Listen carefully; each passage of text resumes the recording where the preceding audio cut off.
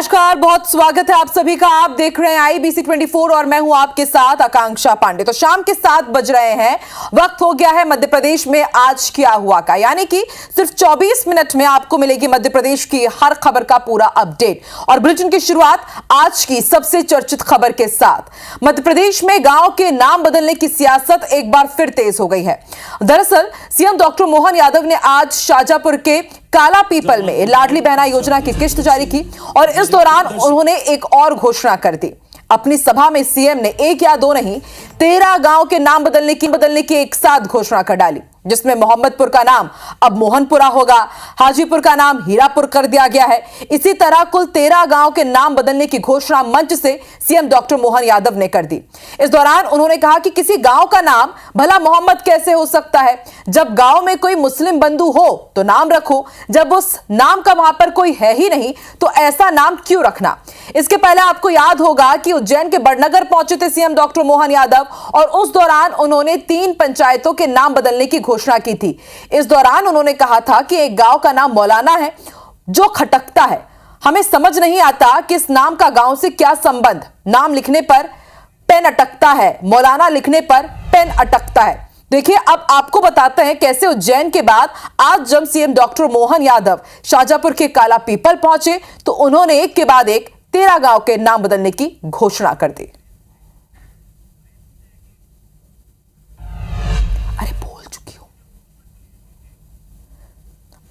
तो मोहम्मदपुर कैसा?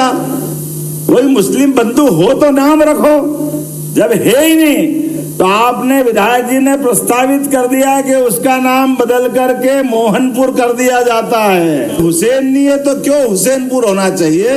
इसको आज से ही ढाबला राम के रूप में जाना जाएगा। हाजीपुर नहीं हो सकता है, इसका नाम हाजीपुर तो है ही नहीं, हीरापुर होना चाहिए। खलीलपुर कैसे होगा? इसका नाम भी रामपुर होगा। तो क्या मालूम क्या सोच के नाम रखे, कोई है ही नहीं तो बदलना तो पड़ेंगे सही भाई, अपन सरकार के नाते क्या करेंगे। तो आपको याद होगा इससे पहले सीएम ने उज्जैन में भी कुछ ऐसी ही घोषणा की थी। उज्जैन के बाद खरगोन सांसद ज्ञानेश्वर पाटिल ने भी इसको लेकर के जिक्र किया था कि उन्हें भी पंचायतों का नाम बदलना है और उस दौरान भी कांग्रेस ने सियासी संग्राम खड़ा कर दिया था। आज फिर सीएम की इस घोषणा के बाद कांग्रेस ने किस तरह से निशाना साधा है वो भी आपको सुनवाते हैं। डॉक्टर मोहन यादव सरकार गांव के नाम बदलने को विकास कहती है। ये नहीं देखती कि उन गाँव में बच्चों के स्कूल में शौचालय नहीं है, ये नहीं देखती व्यवस्था कि विद्यालयों में टीचर हैं कि नहीं है, पढ़ाई चल नहीं पा रही है। ये सरकार को नहीं दिखाई देता है। सरकार को सिर्फ ये दिखाई देता है गाँव का नाम बदल दो विकास हो जाएगा। खबर तो आपने जान ली, अब वक्त है खबर की खबर जानने की। खबर की खबर बताने के लिए भोपाल से जुड़ रहे हैं हमारे संवाददाता दुष्यंत पराशर। दुष्यंत, जरा समझाइए कि बार बार हम देख रहे हैं कि किस तरह से उत्तर प्रदेश की तरह मध्य प्रदेश में भी बीजेपी अब मुस्लिम नाम बदलने के पुराने एजेंडे पर है। इससे पहले उज्जैन के बड़नगर में 3 ग्राम पंचायतों का नाम बदला गया, उसके बाद ज्ञानेश्वर पाटिल ने एक नया राग छेड़ा, उज्जैन से भी इसकी मांग खड़ी हुई और आज शाजापुर के काला पीपल जाकर के एक बार फिर से बैक टू बैक ऐसे 13 गांव थे जहां पर सीएम ने ऐलान कर दिया कि अब इनके नाम बदले जाएंगे। आखिर इसके पीछे क्या एजेंडा काम कर रहा है? कांग्रेस तो आरोप लगा रही है कि मूल मुद्दों से ध्यान भटकाने के लिए मोहन सरकार का यह अलग ही प्रोपेगेंडा है।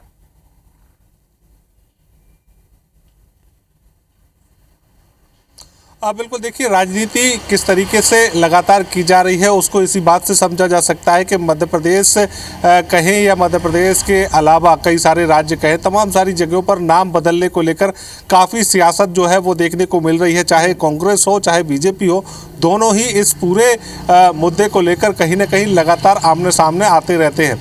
लेकिन जिस तरीके से मध्य प्रदेश की बात करें या फिर हम उन हिस्सों की बात करें जिनके नाम परिवर्तित किए गए हैं, तो सीधे तौर पर सरकार और बीजेपी का खास तौर से ये मानना है कि जिस तरीके से लगातार उन जगहों के नाम इसलिए बदले गए क्योंकि एक तो दशकों से वो नाम जरूर उस जगह का है लेकिन उसका कोई औचित समझ में नहीं आता है। जिस तरीके से दशकों पहले या फिर ये कहें कि मुगल शासनकाल के दौरान इन जगहों के नाम जो हैं वो ये रखे गए थे, लेकिन उसके बाद इन जिस तरीके से मुगलों ने शासन किया, जिस तरीके से भारत पर शासन किया, और उस शासन की कहीं ना कहीं जिस तरीके से जो ये कहें कि उस शासन के अवशेष जो हैं इन नामों के चलते कहीं ना कहीं भारत में गाहे बगाहे बहुत सारी जगहों पर नज़र आते हैं। तो उन झलकों को, उन जिस तरीके से उन उदाहरणों को यहाँ पर बदलने का, नई पीढ़ी को इस पूरे इतिहास से परिचित कराकर उस इतिहास को बदलने का प्रयास यहाँ पर लगातार कोशिश की जा रही है। और जिस तरीके से अगर इन इलाकों की बात करें तो इन इलाकों में भले ही नाम जिस तरीके के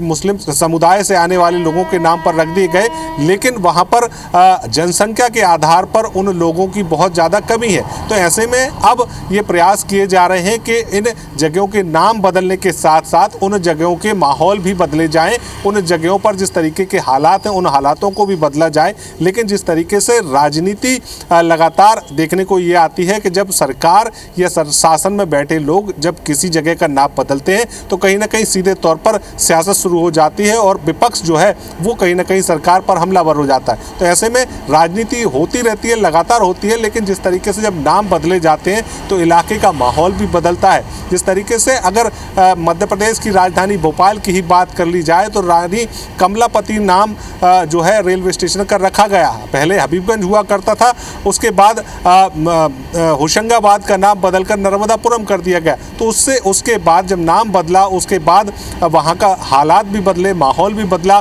बहुत सारे विकास के काम भी हुए हैं। हालांकि विपक्ष की बात करें तो विपक्ष इस बात को लगातार ये बात कहता हुआ नजर आ रहा है कि चाहे बीजेपी हो, चाहे आरएसएस हो, या फिर हम बात करें सरकार की, तो कहीं ना कहीं लगातार केवल नाम बदलने को ही विकास कहा जा रहा है, वहाँ के हालात नहीं बदले जा रहे हैं। लेकिन बहुत सारी जगहों पर हालात भी इन नाम बदलने के बाद बदले हैं। तो ऐसे में उन नाम बदलने के बाद जब माहौल बदला है तो लोगों में इस बात को लेकर कहीं ना कहीं जागरूकता भी आई है कि कहीं ना कहीं जब नाम बदले जाएंगे, माहौल बदलेगा, तो कहीं ना कहीं तरफ से यहाँ पर यह दलील दी जाती रही है कि तुष्टीकरण की राजनीति नहीं है, जैसा कि आरोप कांग्रेस की तरफ से लगाए जा रहे हैं। उनका यह कहना है कि जनभावनाओं के अनुरूप हम कदम उठा रहे हैं, जनता ही कह रही है कि अब हमें इस क्षेत्र का नाम बदलना है तो उसी के हिसाब से सरकार काम करे। लेकिन एक बात तो तय है कि जिस तरह से अब नाम बदलने की राजनीति हो रही है, इससे सियासी तपिश मध्य प्रदेश की बहुत बढ़ गई है। बहुत बहुत शुक्रिया पूरी जानकारी के लिए।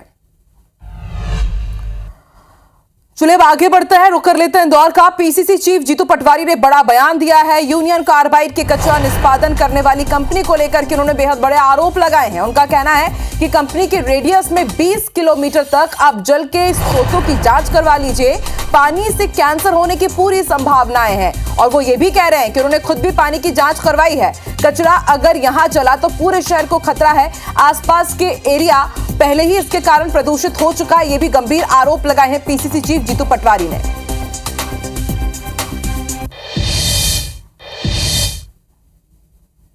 ऐसा है, यूनियन कार्बाइड वाला मामला सरकार मैनिपुलेशन कर रही है, कोर्ट का बहाना लेके इंदौर को जहर परोस रही है। पहले ही वहां आसपास की 20 किलोमीटर की जमीन में जहर फैल चुका है। मैं सबको चुनौती देता हूं कि वो मेरे साथ चले, 20 किलोमीटर के कुओं का पानी लें और उसका जो वो चाहे उस लेबोरेटरी में हम जांच करा लें। देखिए लगातार इस पूरे मामले में सियासत हो रही है। हाईकोर्ट में अभी इसके पूरे मामले को लेकर के सुनवाई चल रही है। सरकार अपनी तरफ से जवाब पेश कर चुकी है, वक्त मांगा गया है। देखने वाली बात होगी कि आगे इसको लेकर के और सियासी संग्राम किस तरह से आगे बढ़ता है। फिलहाल रुक करते हैं कुछ दूसरी खबर का। भ्रष्टाचार के धन कुबेर मध्य प्रदेश परिवहन विभाग के पूर्व आरक्षक सौरभ शर्मा के मामले में नया अपडेट है। दरअसल सोशल मीडिया पर लगातार एक डायरी के 6 पन्ने वायरल हो रहे थे। दावा यह किया जा रहा था कि इस डायरी के पन्नों में करोड़ों का हिसाब किताब है और इसमें प्रदेश भर के नाकों से वसूले गए करोड़ों रुपए के साथ मंत्री और परिवहन विभाग के अधिकारियों को जो पैसे दिए गए हैं उसका लेन देन भी है। यह भी दावा हो रहा था कि डायरी लोकायुक्त छापे के दौरान सौरभ के घर से मिली है, लेकिन अब इस डायरी का सौरभ शर्मा के मामले से कोई कनेक्शन नहीं मिला है। बताया जा रहा है कि डायरी उस वक्त की है जब साल 2022 में ग्वालियर के गुरुशरण नाम के शख्स ने लोकायुक्त में शिकायत की थी और 22 पन्नों की इस डायरी के साथ शिकायत में बताया था कि डायरी परिवहन विभाग के इंस्पेक्टर दशरथ पटेल की है और इसमें करोड़ों के लेन देन का हिसाब है। इस शिकायत को लोकायुक्त ने परिवहन आयुक्त को जांच के लिए सौंपा था और डायरी के पन्ने जांच के लिए दिए थे, लेकिन विभाग ने उसे फर्जी करार दिया था। इसके बाद जब सौरभ शर्मा का मामला सामने आया तो डायरी के पन्ने उसके नाम से वायरल किए जा रहे थे, लेकिन अब तक यह स्पष्ट नहीं हो पाया है कि कथित डायरी के पन्ने आखिर है किसके। इधर डायरी के इस मामले पर बीजेपी प्रदेश अध्यक्ष वी डी शर्मा ने कहा है कि एजेंसी ईमानदारी से काम कर रही है। सुनिए वी डी शर्मा ने इस पूरे मामले में क्या कहा।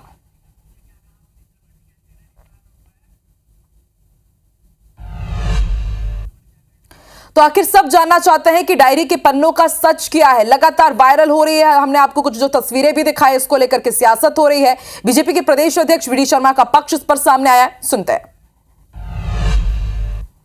जो संस्थाएं हैं, चाहे वो ईडी होगी, चाहे ईओडब्ल्यू होगी, ये सब संवैधानिक संस्थाएं हैं।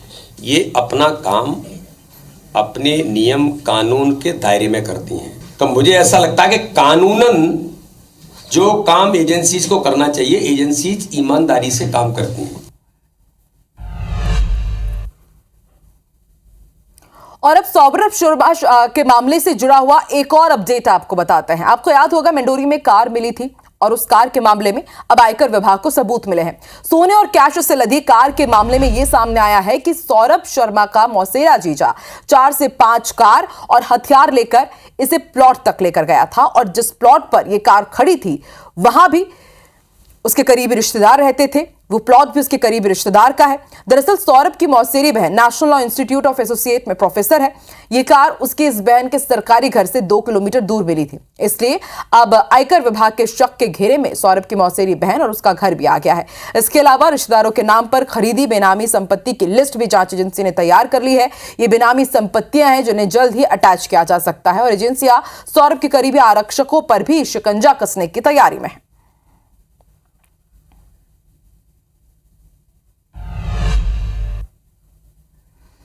तो हर रोज हम देख रहे हैं कि सौरभ शर्मा के मामले में नए नए खुलासे हो रहे हैं। वैसे नया खुलासा तो एमडी ड्रग्स से जुड़ा हुआ भी हुआ है। आपको याद होगा भोपाल के बगरोदा में 4 महीने पहले एक फैक्ट्री में 1814 करोड़ की एमडी ड्रग्स पकड़ी गई थी। इस फैक्ट्री की लीज निरस्त कर दी गई है। 6 अक्टूबर को गुजरात पुलिस ने भोपाल के बगरोदा में एमडी ड्रग्स फैक्ट्री पकड़ी थी। इसके बाद पुलिस और एमपी औद्योगिक विकास निगम ने कंपनी को नोटिस भेजा। 15 दिन पहले कंपनी की तरफ से जवाब आया, जिसके बाद इस कंपनी की अब लीज निरस्त कर दी गई है। अब 30 और दूसरी फैक्ट्रीज को भी नोटिस भेजा गया है। जांच में यह भी साफ हुआ है कि बगरोदा इलाके में ज्यादातर प्लॉट दूसरे काम के लिए इस्तेमाल किए जा रहे हैं। 60 दिन के अंदर माना जा रहा है कि इनके ऊपर भी एक्शन लिया जा सकता है। वहीं भोपाल के इंडस्ट्रियल एरिया गोविंदपुरा में 1100, मंडीदीप में 550 और बगरोदा में 423 प्लॉट हैं। इन सभी की लीज और यहां चल रही कंपनियों की अब एजेंसीज जांच कर रही हैं।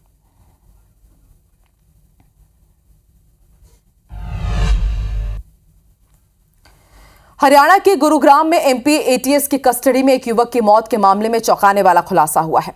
मजिस्ट्रियल जांच में खुलासा हुआ है कि एमपी एटीएस बिना वारंट और बिना लोकल पुलिस को जानकारी दिए युवक को हिरासत में लेकर पूछताछ कर रही थी। मृतक हिमांशु के शरीर में चोट के कई निशान भी मिले हैं। मजिस्ट्रेट ने अवैध तरीके से युवक को हिरासत रखने में इसे बड़ी लापरवाही माना। जांच रिपोर्ट के आधार पर सोहना सिटी थाना पुलिस ने एमपी एटीएस के 9 पुलिसकर्मियों पर हत्या का केस दर्ज किया है।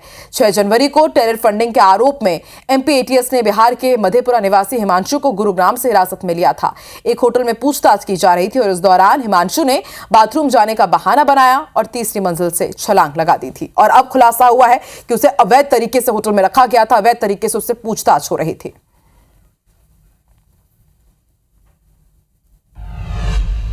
रुक करते हैं इंदौर का। इंदौर में पार्षदों में विवाद पर वीडी शर्मा का बयान सामने आया है। जिस दिन विवाद सामने आया है, एफआईआर और गिरफ्तारी हुई है। बीजेपी ने उसी दिन अनुशासनहीनता का नोटिस दिया था। इंदौर के नेताओं के बातचीत के बाद यह कार्रवाई की गई है। ऐसे लोगों को बीजेपी में छोड़ा नहीं जाएगा। ऐसे लोगों को जवाब देने का काम तत्काल होता है। अब पार्षद जीतू ने मेयर एंड काउंसिल से भी इस्तीफा दे दिया है।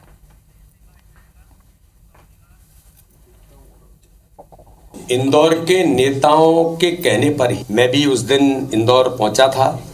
माननीय मुख्यमंत्री जी भी थे। तत्काल इस पर उनकी एफआईआर हुई, गिरफ्तारी हुई। बीजेपी ने उसी दिन अनुशासनहीनता का नोटिस दिया। ऐसे लोगों को भारतीय जनता पार्टी नहीं छोड़ती है, तो ऐसे लोगों को जवाब देने का काम तत्काल होता है। मध्य प्रदेश में भाजपा जिलाध्यक्षों की लिस्ट का इंतजार कर रही है, जिसको लेकर के भाजपा प्रदेश अध्यक्ष वी डी शर्मा और कैबिनेट मंत्री नारायण सिंह ने क्या कहा है, सुनते हैं। ये संगठनात्मक पर्व है, इलेक्शन ईयर है। 9 साल के बाद हम इसमें गए हैं। मंडल स्तर पर भी आपको सूची नहीं मिली होगी, मंडल की भी पूरी प्रोसेस हुई है, यानी बूथ की प्रोसेस हुई है। ऐसे ही जिलों की अपनी प्रोसेस है और लगभग हमारी पूरी प्रोसेस हो गई है। जो भी होगा आपके सामने जल्दी आ जाएगा। बच्चों की सूची जल्दी से जल्दी 1 आध दिन में आने वाली है और बड़े धूमधाम के साथ में आएगी।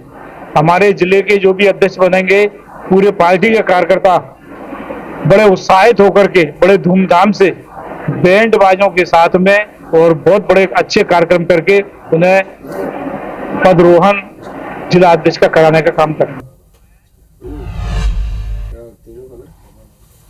हमेशा अपने बयानों के जरिए सुर्खियों में रहने वाले गुना विधायक पन्नालाल शाक्य का एक और बयान सामने आया, जो एक बार फिर सुर्खियों में बना हुआ है। उन्होंने गुना में पासपोर्ट सेवा केंद्र के उद्घाटन के दौरान मंच से कुछ ऐसा कह दिया कि लोग ना सिर्फ ठहाके लगाने लगे, बल्कि खड़े होकर जोर जोर से तालियां बजाने लगे। दरअसल विधायक पासपोर्ट सेवा केंद्र के उद्घाटन कार्यक्रम में शामिल होने पहुंचे थे। इस दौरान उन्होंने कहा कि हम तो विदेश नहीं जा सकते, क्योंकि हमने तो पूरा हिंदुस्तान ही नहीं देखा है। तो मेरा हाथ जोड़कर आपसे निवेदन है कि पहले अपने भारत में जो पवित्र स्थान है उनको जरूर देखें, फिर विदेश जाएं, तब आपका विदेश जाना सार्थक होगा। साथ ही उन्होंने कहा कि मेरा आपसे हाथ जोड़कर निवेदन है कि माननीय पीएम मोदी ने मर्यादा पुरुषोत्तम भगवान श्री राम का मंदिर बनवा दिया है, तो पहले उनके दर्शन करो, फिर पासपोर्ट बनवाने के लिए जाइएगा।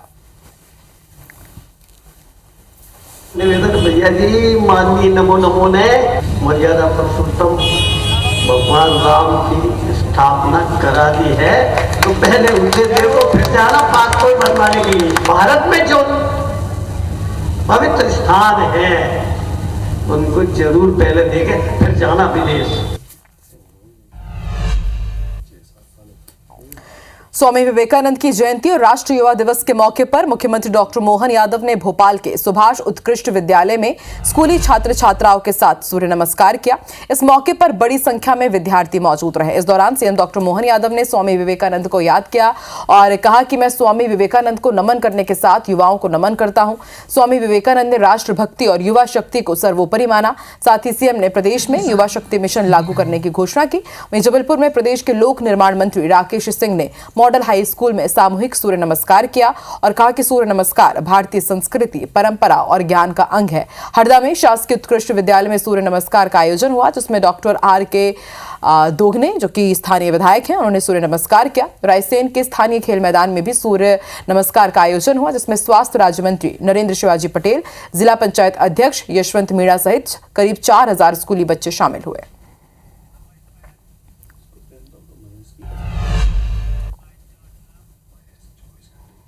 12 जनवरी स्वामी विवेकानंद जयंती के अवसर पर मेरी अपनी ओर से प्रदेशवासियों को बधाई, देशवासियों को बधाई।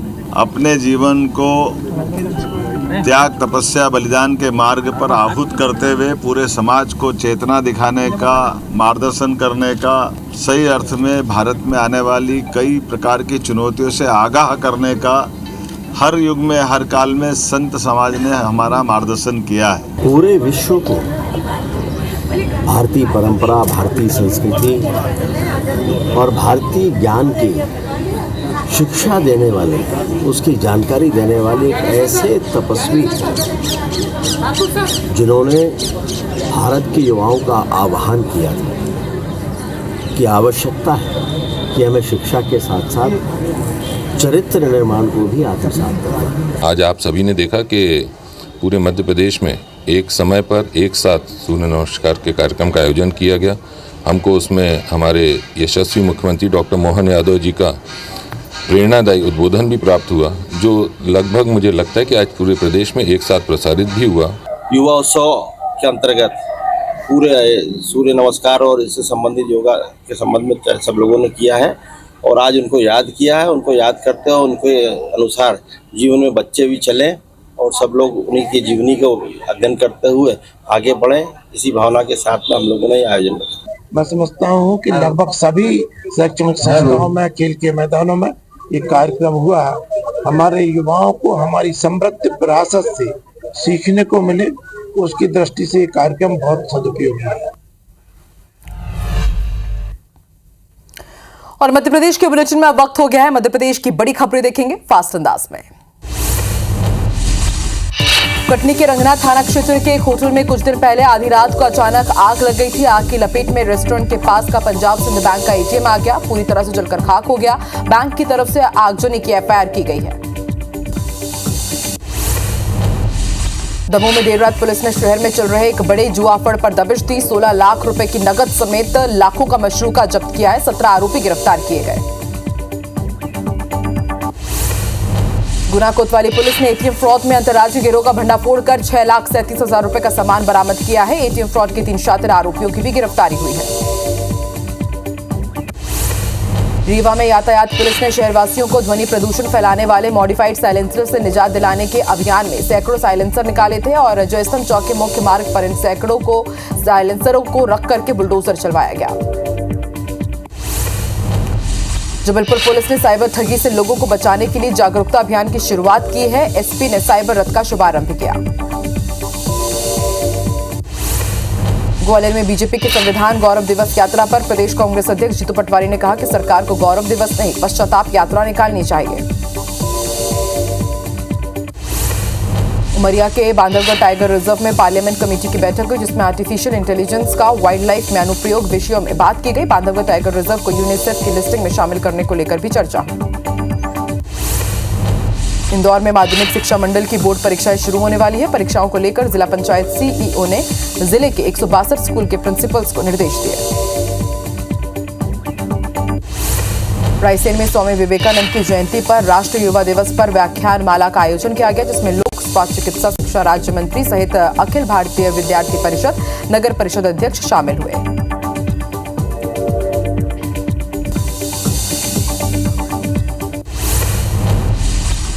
और मध्य प्रदेश के इस बुलेटिन में फिलहाल इतना ही।